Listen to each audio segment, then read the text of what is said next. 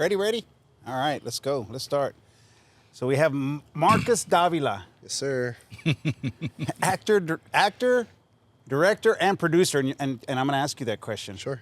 You're gonna have to tell the people here, man, what a producer is, what an actor is, what is a associate director, if you could, for the people. But first, I guess, give us a little background of how you got into film and this industry. Sure. Just want to say thank you, for the opportunity to come out here and chat with everybody. Yeah. So first, I'm born and raised San Antonio, Texas. My parents are from San Antonio, and my dad's from Corpus, my mom's from San Antonio. Grandparents from Mexico. So I'm a second generation American, proud. And right. Viva la raza. That's right. It's different over here. I would go my summers growing up from maybe 9 to 15 to Monterrey, Mexico to go be with my grandparents. Monterrey. Yeah. So it's Mexico's beautiful. I mean, there's definitely a change that's happened from when I went as a child, but there's some areas, of course, where the poverty is different in Mexico than it is here. That's something I talk about in one of my films. But I'm proud to be Hispanic, proud to be Mexican, and proud to be American. I'm a Navy veteran, and at 17. Right. Thank you for your service, man. Yeah, absolutely. I'm just humble and trying to do my best and make my way in this film industry that it was really just dropped in my lap. I started dating a girl when COVID began. Her name is Sabrina, and she was going to Los Angeles Film School. And I had always been a film auteur. Always been, telling my mom, look, check this out right there. No, look, that doesn't match up, or, yada, yada, yada. Pinpointing all of the inaccuracies in film. And she was like, you should make a film one day. And it's like, now that I'm making one, I'm like, going back and making sure everything, has to be, hey, that sheet needs to be put back the right way. Hey, yeah, there's another Marcus now looking at you. Now there's millions of them, with streaming and everything online. But that's why we get into it, is to be able to share your art. As an artist, you feel like, hey, I'm going to compose the best project that I can do, and let me put it out for the world. If it's rejected, if it's accepted, I'm going to continue putting my art, and then God willing, over time, my circle and my community will build and grow and support me so that I can, feel a little community behind what I'm creating. And I learned from my wife how to do lighting, how to do editing, how to do, basically cinematography, how to pitch, write my pitch deck. Everything in film, I learned from her. She'd give me, these lessons, and I was soaking them up. And at the time, we were living in Lake Hills, Texas, which is, off Medina Lake. Now it's Medina Dry Spell. It's not a lake anymore. Yeah. I don't know where none of these places It's a creek, are. or maybe not even a creek anymore. Man, it was this fantastic lake, Elgen. And the people would go there because it was half an hour away from San Antonio. So you can go there. North or east? I guess if we're going, you would go south and then east. Yeah. East out. Okay. So if you take Culebra, Like Big Victoria area? No. Like if you're in Culebra, I think I know what you're talking about. If you were to go straight out Culebra for like 20 minutes, 25 minutes, you'd be right there near the lake. You got to turn off a couple I think I saw highways. it on the map one time. But I'll look at maps. I don't know why. It was fantastic, and then it just started drying up. I was doing landscaping and remodeling at the time, and the city was shut down. So it was something that I could make, some sustenance off of, because I wasn't interacting with people. Mm-hmm. But I did have faith that at some point in time, this COVID would end. And so I wanted to learn something else. I've always been interested in learning. I went to work with my grandfather doing flooring as a kid, picking up trash, and then learning how to do stuff. You're on your knees all the time. I'm doing it now. Oh, my goodness, man. My body hurt. I got beat by a sack of potatoes every day. Man. Jeez. So now, you can get the tile and flooring and all that stuff delivered. Back in the day, it was just us and a couple people going to the shop, picking up these, 1,000-pound rolls of carpet, and everybody get under, like little ants carrying the carpet and push it in the van and push it, and right on top or on the side, trying to fit in the van. And then you got to get it out.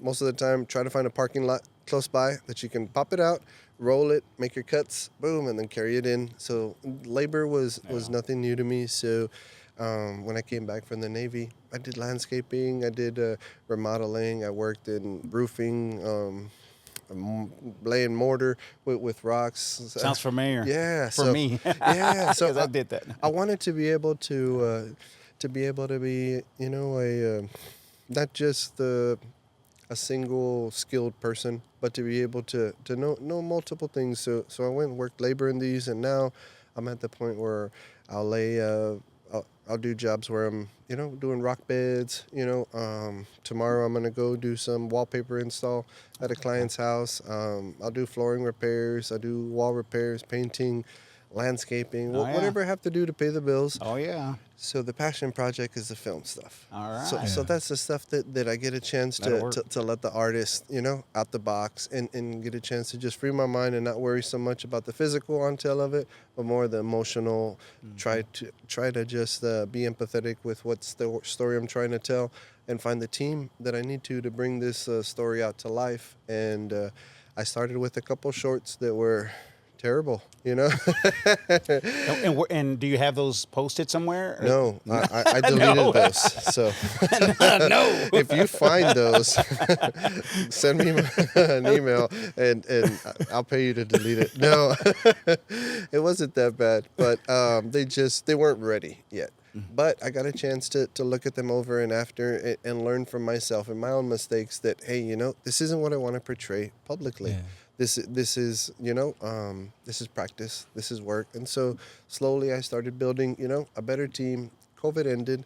We moved from Lake Hills to San Antonio, and I'm from San Antonio, and I'm a people person. I'm a very extroverted person, and I had a lot of friends, you know, and I started reaching out. Hey, you want to be in a flick? Hey, you want to be getting different, you know, buddies to come and help out that were interested in this, but they're amateurs, and we're all learning together. So we started making these shorts, and every Halloween we would do a Halloween-based short that we release on Halloween. So this is our 4th year doing it. The first one, it was kind of goofy, you know. Second year, it got better. Last year's, I just found out last night, was accepted into the Los Angeles International Horror Film Festival. Oh, so congratulations. Yeah, thank you. I'm super proud of the team. Cool. The guys did a fantastic job. Everybody, I directed this film. My wife was a cinematographer and the DP, and we collaborate on everything. I'll do a project where I lead, and then she does one where she leads. And it gives us our relationship, you know, a chance to relax, because I can't just be the boss. I mean, I can be the boss all the time, but I can't be the boss all the time. I was just about to ask you about that, because you have to balance 3 different things, right? You have to balance your marriage, the film art that you do, and your regular, like, you know, source of income. Sure. So, like, how do you do that? It's difficult, you know. I don't get a lot of sleep a lot of nights. Well, just to be honest, you know, but I'm used to that from my Navy days. When you're stationed on a ship, you know, at any point in time, boom, they'll call you and you got to get up. And I was stationed on what's called a Gator freighter, which is we would take the Marines and drop them off, you know. So the back of our boat would drop into the water, hatch drops, and we got boats coming in. Well, it doesn't matter what your job is. You're going to go over there and lie in the inside of the cargo bay and toss rope to the Marines. You got to be there set up, you know, half an hour to an hour before and just sit and wait. And it doesn't matter what time it is at night. And whether you just got off a watch and you have 3 hours before, you know, your job in the morning, and you got to go. You got to go. Yeah. Because the priority is the mission. And so I got a chance to realize that I'm a mission-oriented based, you know, human, and I have a family to provide for. So my priority is work. I'll promote that on my social media to people that I go and meet. Hey, you know, I'll let them know, hey, I'm a painter, I'm a handyman. You know, I'm like, if you need that fix right there, that fence, I'll stain it for you. You know, I'll get it on. And then once I get a chance to know them, then I'm like, hey, look, here's my trailer. They're like, you're a filmmaker too? I'm like, yeah. So at this point, 5 years later, I definitely consider myself a filmmaker. But first off, I'm just a worker trying to provide for my family. So you said you did this 2 shorts. Yes. Just more for a practice, right? Sure. You didn't put it out there. Yeah. What's the first one that you did put out? Was it a short? Was it skits that you first put out, or what was it that got you out there? So I started with a short film called Papa Legba is Here. I've been into a lot of different religions and the deities and the stories. Me, I'm a God-fearing man, but I feel like sharing these other stories in fictional senses, it's a chance to get away for a little bit. And that's how I wanted to start my films, is to do something where I'm sharing something a little spooky, a little scary. And so in Papa Legba is Here, a couple of guys come couple of people come to the house, and they summon this voodoo deity, and he shows up, and then he doesn't want to leave, so he torments the people for a little bit, and then luckily the person leading the seance gets him out, and that was my first short that I did 3 years ago that I'm semi proud of. The cast did fantastic. They did everything I asked of them. And in that sense, I'm blessed to where I want to be empathetic with who I'm working with all the time. And I want them to get their thoughts across. They have respect for me as a director to where they'll ask, hey, what do you think if I do this? And then I'll let them know, hey, can we try my way first? We've kind of developed this. We thought about this. We've wrote this. Everybody's on this page. Let's get this out the way, this shot. But yours might be better. I'm going to give you that chance because I do feel like everybody has something to give. And sometimes you have to let people get creative and add their taste, because they may do it with a better flair, with a better accent, with a better energy, just because they know that they're getting a chance to bring what they want to. And so we give them a chance. In the end, it's digital film. So it's just a matter of having the battery, the memory card space, and you can let them, give them their space to get a chance to put what they want out there. It's not like film to where you got a roll purchased, back in the day. This is expensive, so hey, I'm sorry, we're just going to do my way. It's not like that now, is how I feel and my wife feels. They just delete it and start over. At the worst. Almost, right? At the worst. Yeah. But at least that actor, that character knows, hey, you know what? They gave me my chance. Yeah. I got a chance to get it out. And I found that when I do that, they'll give me more of what I ask. If I ask, hey, can you do this? Can you do this? Yeah, because you gave them that chance, just like anybody else would. Right. It's a two-way street. When you first choose an actor, you have to pretty much recognize that you're giving them the tools and what they build from it. You can't take credit for, because it's them that's building it internally.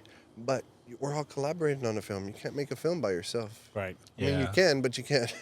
Yeah. So everybody has their lanes, their pieces, but eventually it all comes, together, right? That's the film. So that's the beauty of art and film, I feel, is that it's a collaborative effort. And when you get to some of these larger films, like my feature film I've been working on for 3 years, it's called The American Coyote, and I have a cast of over 100. A crew of maybe 35 to 40 that have helped me. And now the film's getting traction. We have an international distributor. We have a national distributor. We have theaters that are waiting on it, that are calling me, hey, I need you to get it done. Hey, I need you. And I'm like polishing it, getting it ready, because this is my first feature film. I want to do right by the people that gave me their time, effort, and energy. Yeah. All those people, right? All those people. Even though it's my first film, I still feel like I owe it to them to give them my best. So so I waited. I was working on the score, and my wife is friends with Shelly Lares.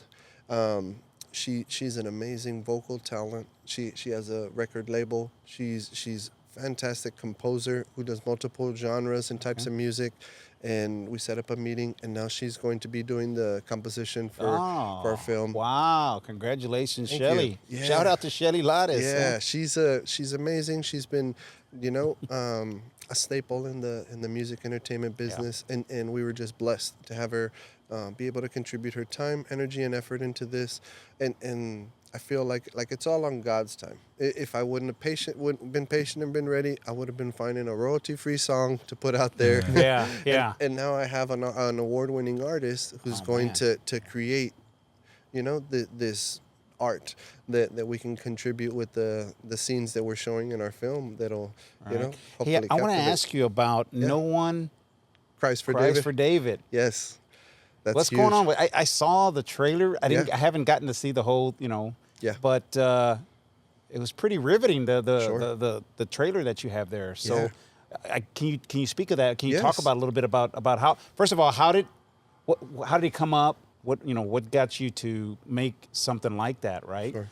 And then and where did you film it, and how did that get started? So I'm a producer on No One Cries for David.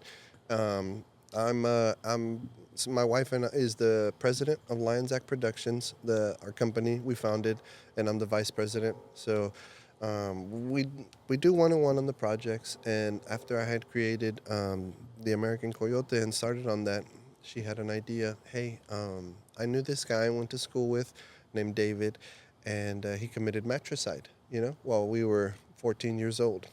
And this happened here in San Antonio. It rocked the city, and it was something that we felt, hey, Sabrina, to come out the box, let's hit him, with something that's true, a true crime thriller.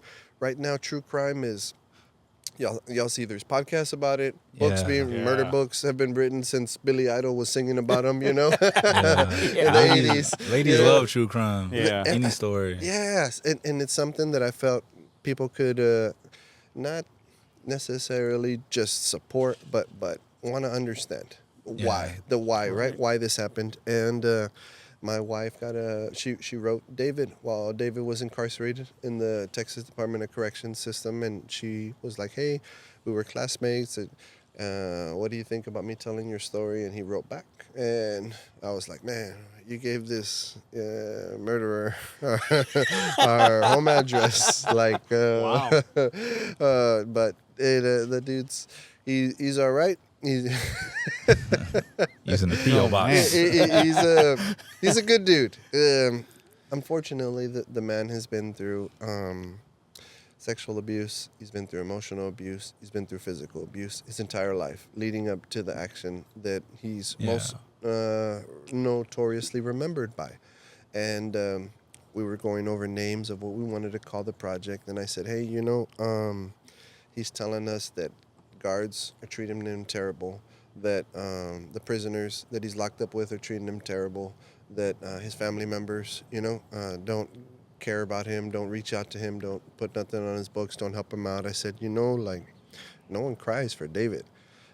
He committed this act to save himself, from continued further abuse, but nobody cried for this dude. Nobody gave a a care about what happened, and it just, she loved it.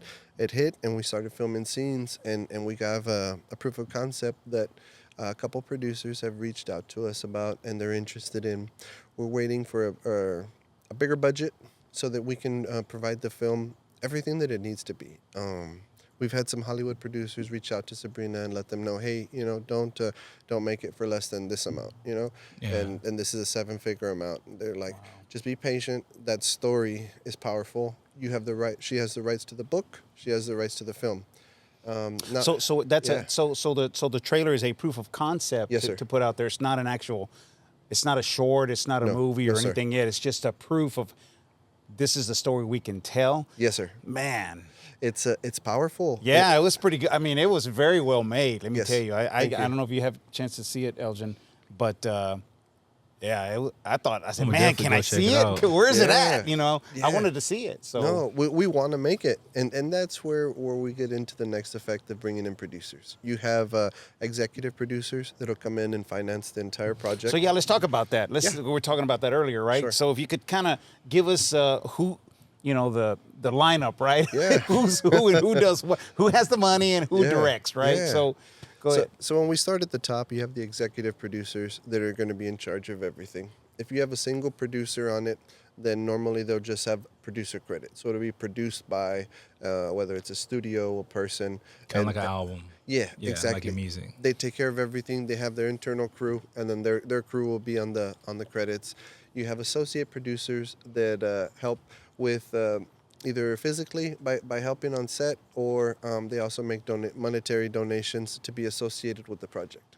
So Okay. they're associating themselves with the producer by Wicked. helping. Gotcha. And this stuff is needed as well. So sometimes when you look at an IMDb and you see 40 associate producers, they crowdfunded possibly, and then you bought the credit for $500 for Got 600, it. and so Okay. they're not professionals. But you got your name on there. But you got your name. You got but your you name helped credited. make this project. And, Yeah. and I don't feel this way or to that way against it. I feel like everybody should get their ideas and thoughts across. And if that's how you did it, hey, more power to you. Get your story out. Get it on film. Get your crew together. Build it. Make it. If you got to borrow from the neighbor, if you got to take a personal loan out, there's 100 ways to peel a potato. There's 1,000 ways to make a film, and it's all about getting the finance together and then putting that idea that you have into these visuals that are accompanied with sound for people to enjoy and be empathetic with. So let's talk about the proof of concept that we're Sure. talking, right? No one cries for David. Yeah. So how does you make that, you make it, then what? I mean, at that moment, what do? You just put it out there, right? Some media platforms, Sure. YouTube or whatever, right? Are you just pretty much just waiting for someone to call you, or are you sending those to certain people, or how does that? So there's a passive and aggressive approach to proof of concepts. If you go passive, you create the proof of concepts or these shorts and you just toss them online and let them grow organically, or you're more aggressive with it. You invest money into building an audience that enjoys that wants to see the feature as you're trying to find producers, or you go and you reach out to producers. Hey, look, you send them a pitch deck. Look, based on our numbers, we have, 10,000 fans in San Antonio. I feel like we have 3,000 fans in Austin. And these people would purchase this many tickets if we created this film and we rented a theater. You show them the numbers, the logistics. That's what producers are going to be. They have what's called a line producer. And they're the ones that'll go through and look at the algorithm and determine, okay, this is what it's going to cost for this. This is what it's going to cost for this, like line by line. That line producer knows if you can be profitable based on, projections. And that's where your followers come in. That's where your digital footprint of how big you are comes in. And now you have so many avenues where you have TikTok, Instagram, Facebook, real life, because now there's people who are famous in real life that aren't on Instagram and aren't on Facebook, and they're not famous there. You have people that go to the pulga and do a funny dance, and they're Instagram famous, with 1 million followers, and they're getting paid off of the views, so they'll continue doing their silly dances. Right. So it's about creating the biggest digital footprint you can so that you can parlay that when you meet a producer. Like, hey, you know what? Check this out. I have this many followers, I have this many people that in the city that would watch it. I have these theaters that'll offer me, this type of deal. I said, that's your bargaining chip now in this digital age. Your digital footprint is very important. Being popular is sometimes more important than the skills you have on some people's sets. I know it sounds funny, but no, because sometimes they'll cast or give people opportunities because they have following, because it'll get traction to the project. Yeah, and sometimes traction is a good thing. Sure. And that's where I feel like everybody deserves an opportunity. Sometimes you may strike gold with somebody who's, just been on what we call them vertical projects, which are just, cell phone movies, cell phone shows, shorts, and they're ready to make the crossover screen, just like any artist. When you reach a certain magnitude, once you've conquered it, hey, what's next? You want to cross over into something else. Because you still have art you want to put out. Yes, and you have people that you want to release your art to, and you feel like, hey, you know what? I've already conquered music. I'm gonna go ahead and be an actor, like Nas and DMX did in Belly. They killed it. It's like I feel they did. That's one of my favorite movies. Oh, for sure. Yeah, and you just get it. The director had only worked on music videos before this film. That was his first feature film directing. Yes, sir.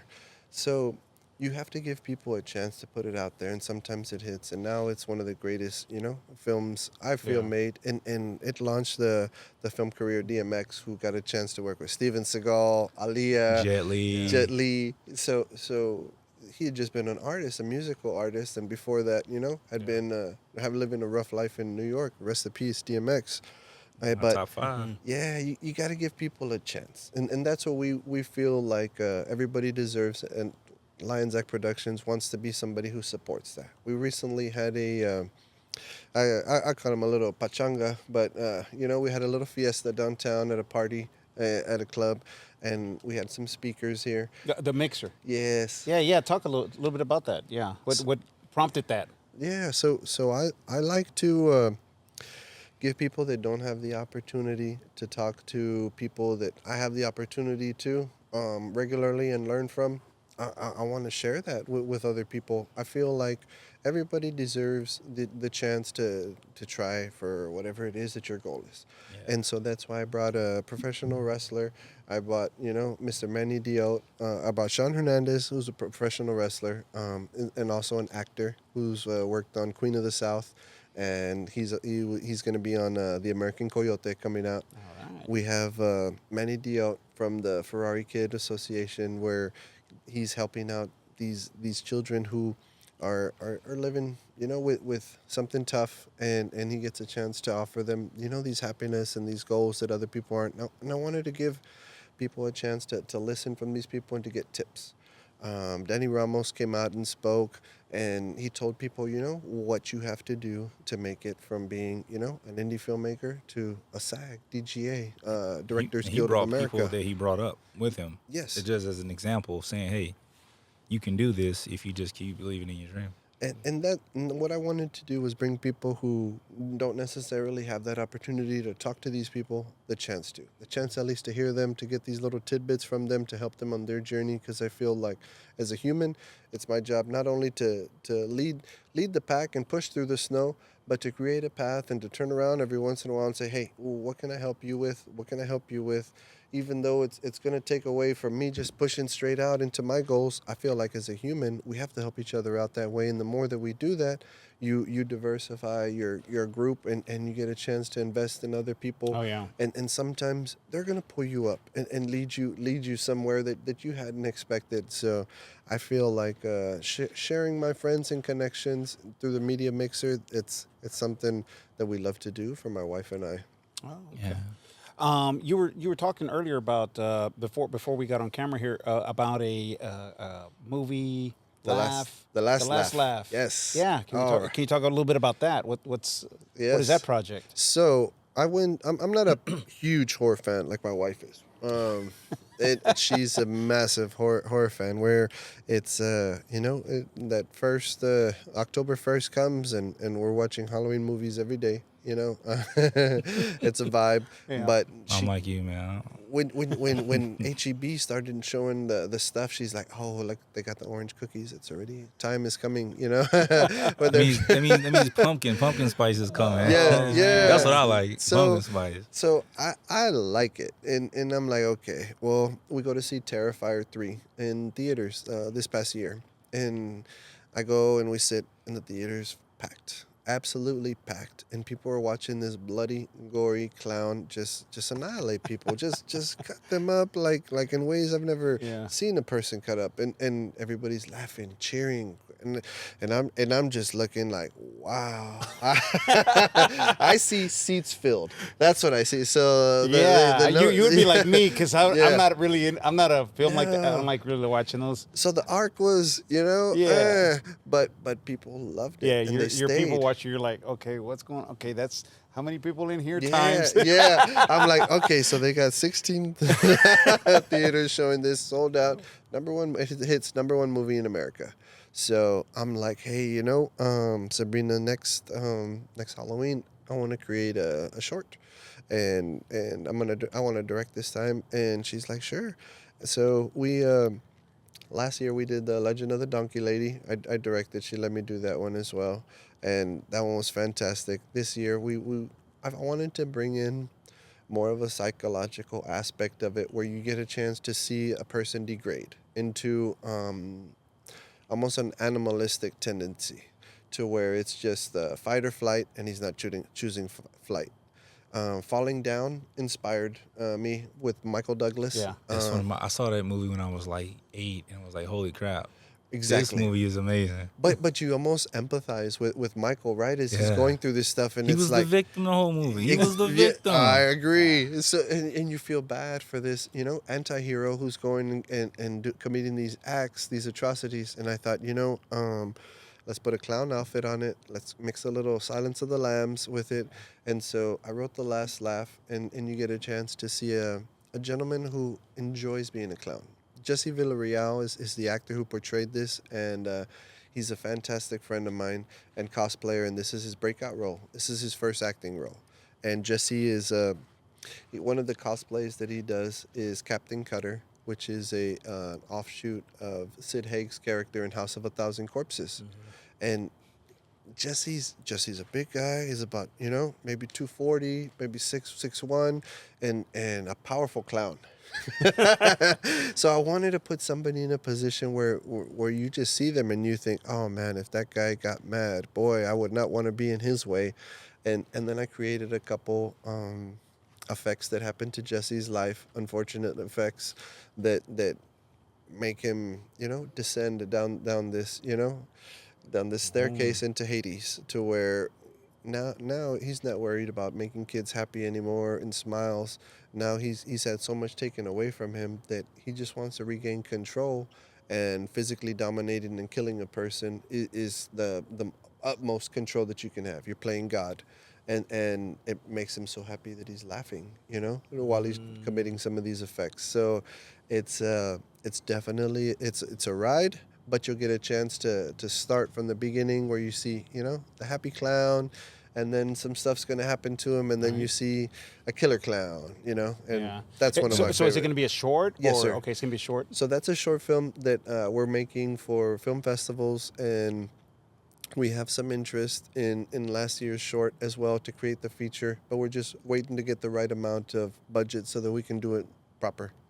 Yeah. Just you can make a movie, but is it going to hit? Is it going to show like exactly how you're thinking in your mind? And so I'm patient with it. Sometimes we do shorts, and if I feel I can give the feature the effect that I need, and I have the team behind me, then we do it. But if not, I'm patient with it because I understand it. It's a long road being in the film entertainment industry.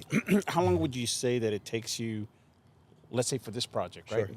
From start to, after the editing, after everything, and you're ready to put it out there. What would you say that time period was for you on this particular? So on this one, my wife's editing. We'll both edit projects sometimes, or I'll help with the score and stuff. And I believe we're looking at about 4 weeks that we've shot, and we'll be done 2 weeks before we premiere it. My wife has been editing as we go, and has maybe invested about 55 hours into the editing so far. Wow. So just curating the clips, bringing the best part, slowing it, showing it to me. Hey, what do you think? And it's just that's the, how would I say? That's the artisan in my wife, to where she can just sit down there, put her headphones on. We have a 4-year-old, so I'll watch him, or my mother-in-law will while I go work, and come back. And we tag team, That has to be to me, because when you're editing, man, shooting and all that, you're out, you're talking to people. Yeah. But when you're editing, man, that's got to be, you have to be pretty patient. Sure. And focused, right, at the same time, because you're lining everything up. You're, like you said, slowing it down. Well, nah, let's take that out, and then you go, no, I need to put it back in, and that's got to be. So for this project, we have. We're trying to get it to around 25 minutes. And just to give you, an idea, the American Coyote, we're going to be at around 2 hours. And we filmed around 1,600 clips over the 3 years. Wow. So that's, I can't tell you how many hours I've spent working on it. A lot. But it's going to be awesome. Y'all are going to appreciate it when it comes out, because we've given our best. Definitely want to go to the premiere. So, yes. Keep in touch. Okay, absolutely will. Yeah, that one, it's just... So the first thing you want to do, you want to trim that clip. bring the best part out of it. You want to determine whether you're going to maintain the speed that you're at, which is because you can speed up or slow down any clip. Yeah. Then you want to zoom in, on your area of focus. You want to clip out, make sure that your scene looks clean. Then you're going to add the next scene to follow after. Make sure that it's going along with your arc. After you've created, a good block together, then I like to go back and then I'll color. Adding the color to a scene, because we shoot in RAW, so it almost looks black and white. Minimal color is added to it. But then with our software, then we can go through and we have the ability to change the color of everything. And now with today's tools, you can really bring out a vibrance that wasn't exactly possible before, where you would just use lighting on films to bring out the color and just shoot it in what it is. RAW gives you the ability to work with a new palette where you can digitally create these colors that aren't there, Yeah. And who's doing the majority of the shooting? Is that my wife does all of the shooting, and I'll do some of the action shots if they're running shots or stuff like that. I enjoy shooting, but she is a much better cinematographer and DP than I am. We recently worked with Damien Chapa filming a movie, and she was first assistant camera, and the amount of knowledge and depth that she shared with the cast, crew there, everything. Like, she could have been the first shooter. She is with us, and she's definitely talented enough to be working on any project and as a cinematographer. She has the eye for it. I'm the semi-pro. So I'll get in there, and then after we'll look at, she's like, oh, you didn't focus perfect the whole time. And I'm like, oh, well, I was moving. And you got to twist.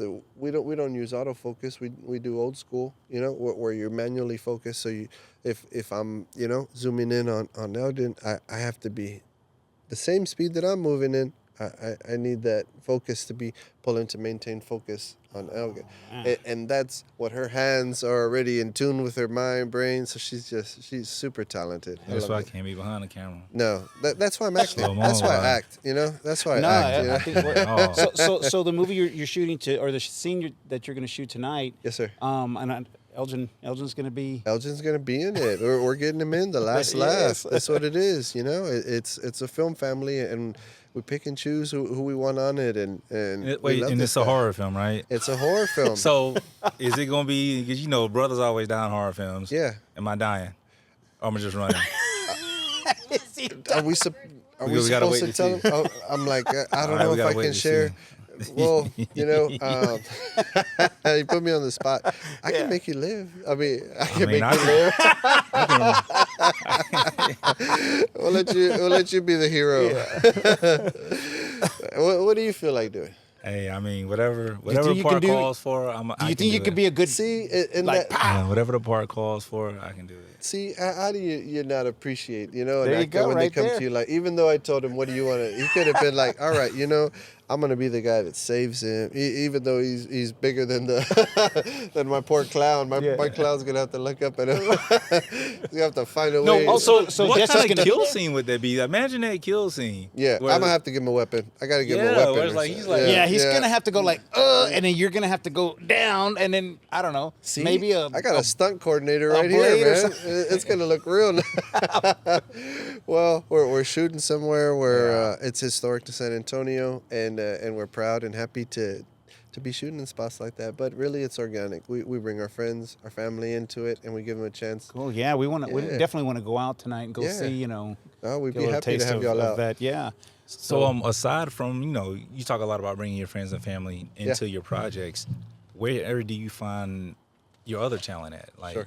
Just talent you might need here and there to fill some spots, or talent you might want to take a chance on. So if we start at the top, I'll watch films in a genre, let's say that I like, let's say I'm doing a gangster film. Yeah. So I'll find the credit, and then I'll look at IMDb Pro, and that'll give me their agent's information. And if they're an independent actor, if they're a SAG actor, I work with independent actors currently at the moment, so it'll give me a chance to be able to reach out to that person.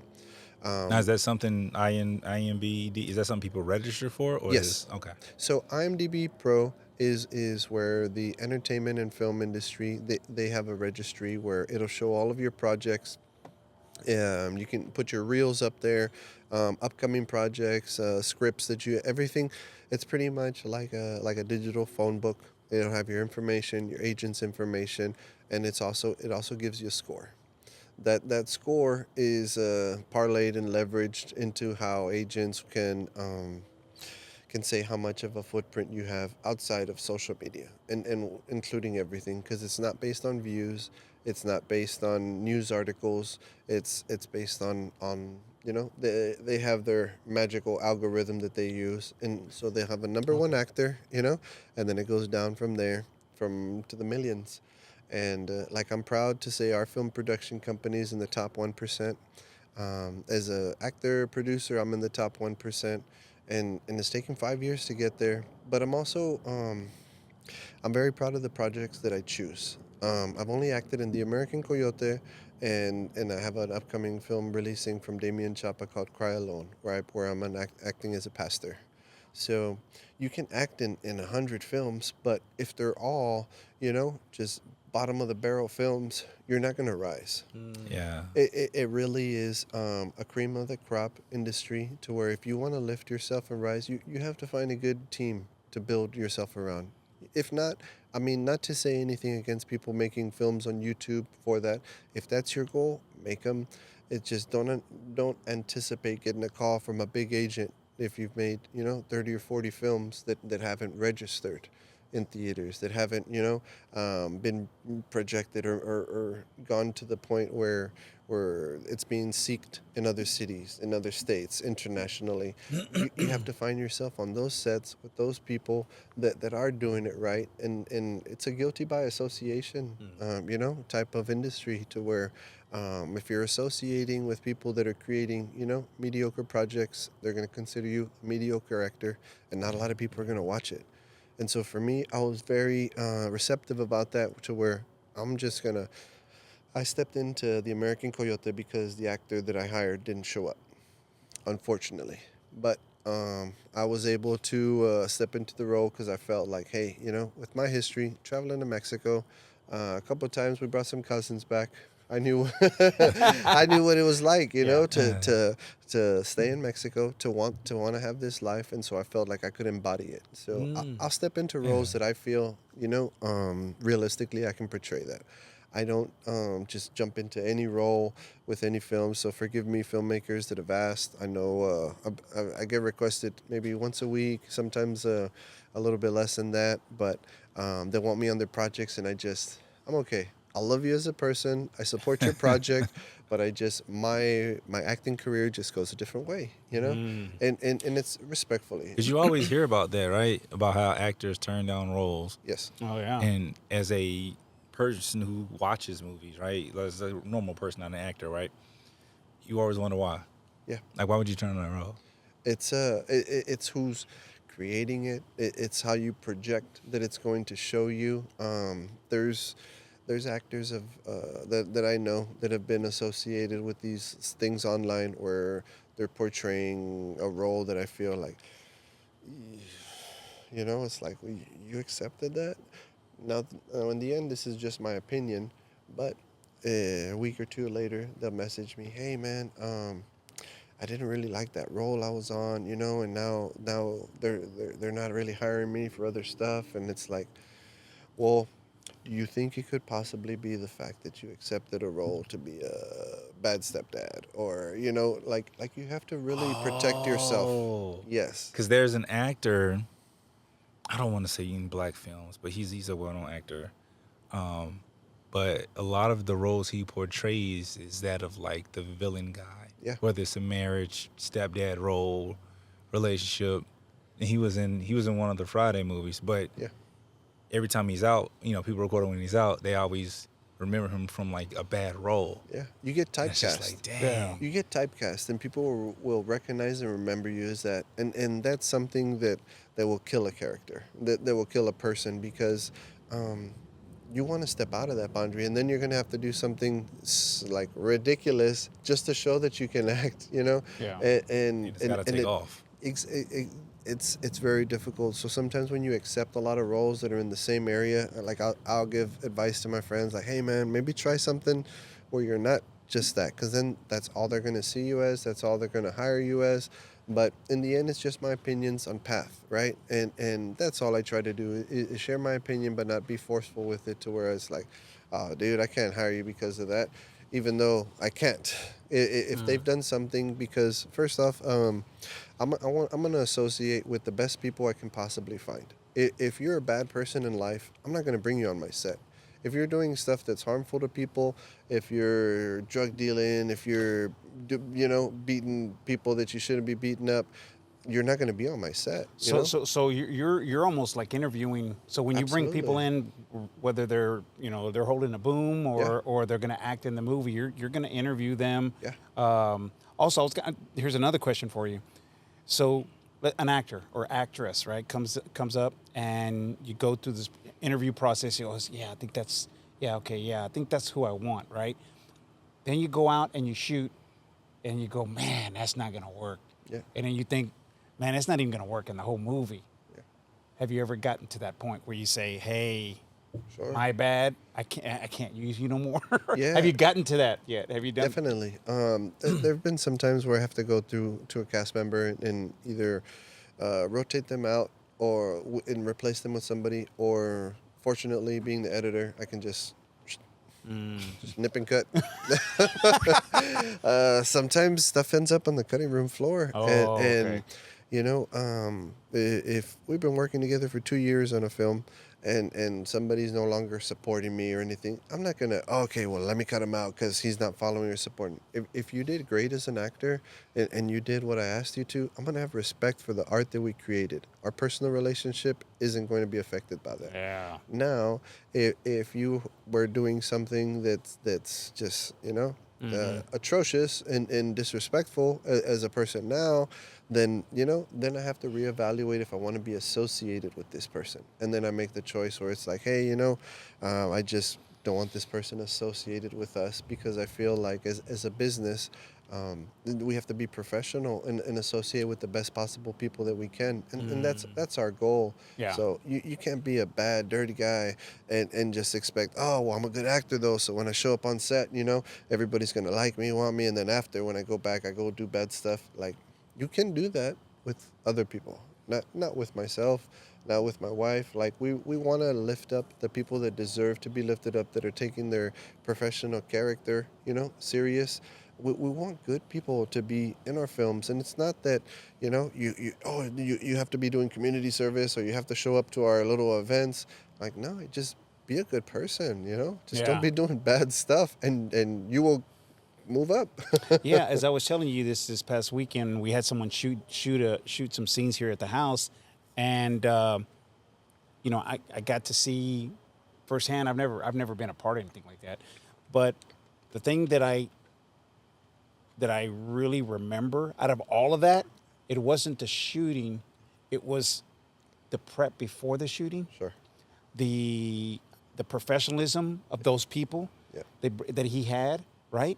Everyone, and the guy is just telling, okay, this is what I want you to do, and then the input of everybody else, and then they'll go sidebar, hey, and I could hear, says, yeah, maybe ask him if you could try it like this, maybe, that, and how all that kind of organically works, right? And they spent, 2-3 hours talking, man, about this one scene about walking in the door. Yeah. Right? Simple as that, just walking in the door, and they spent 2 hours talking about it, right? Yeah. But when they did 2 takes, and the director says, that's exactly what I wanted. Okay, let's go in. Yeah. So I guess that the prep is what impressed me. It wasn't the shot, it was the professionalism of everybody, kind of working together, and saying, okay, we're gonna do this together, right? Everybody has stake in this, because if I can help my fellow actor here, then the film is going to do well, because we pushed him to his limit. If I can tell the camera guy, hey, what about if you did it from this angle, from that angle? I'm just saying, and then maybe he takes that into account, and maybe it works that way, right? Everybody has something to say, rather than a lot of critiquing of bad critiquing. No, that's not going to work, or no, let's not do it. I just found that very, I guess, professional. Yes. I liked how, and at the end, how everyone respected the director. Hey, this is what I want.